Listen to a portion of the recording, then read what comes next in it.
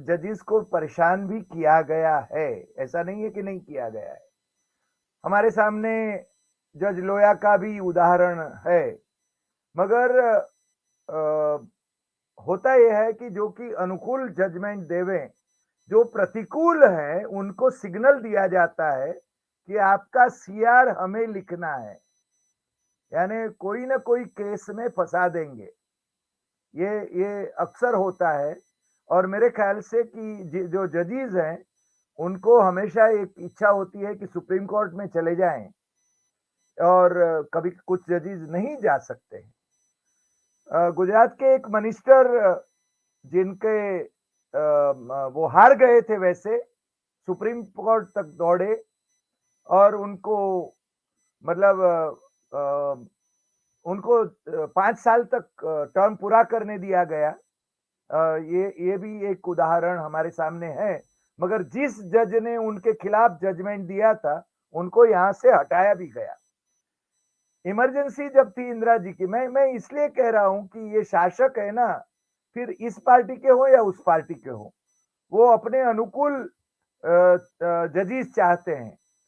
Justice बीजे दीवान करके एक upright जज थे, उनको इमरजेंसी के दौरान आंध्र प्रदेश भेजा गया था और फिर लौट आए जब यहाँ पर, यानी उनके प्रति आज भी आम आदमी भी बड़ा आदर से देखता है। यानी कुछ जजेस हैं वो बड़े आदर से उनके प्रति देखते हैं। अब देखिए इस केस में, पर्टिकुलर केस में जस्टिस जोसेफ है, उनका सीनियोरिटी डुबाया गया। कॉलेजियम ने उनको रेकमेंड किया था, मगर गवर्नमेंट उनकी फाइल पर बैठा रहा और उन्होंने बाद में चलकर उनको करना पड़ा, तब किया। ये भी होता है क्योंकि जजेस को भी शिक्षात्मक दंडात्मक वो उनके सामने ये लिए जाते हैं कुछ स्टेप्स, ये हम देख सकते हैं और कई केसों में ऐसा हुआ भी है।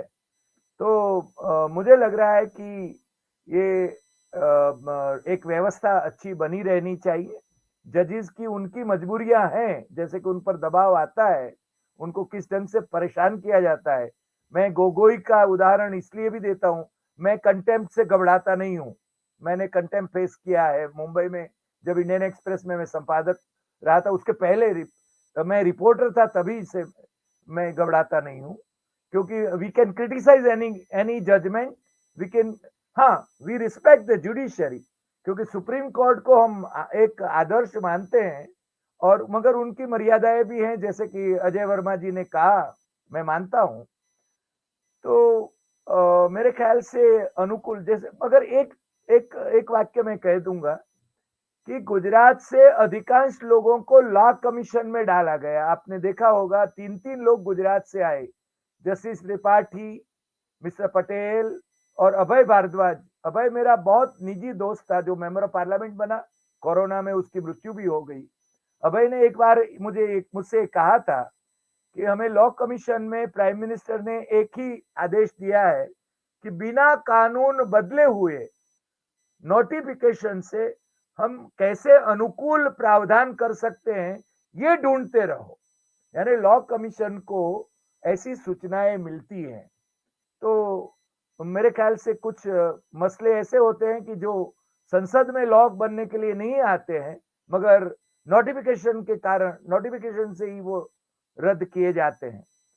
और जब चुनाव कमीशन की बात चली है, मैं टीएन शेषन, जिनसे मेरे मेरे व्यक्तिगत संबंध भी रहे, तो टीएन शेषन ने 2 बातें कही।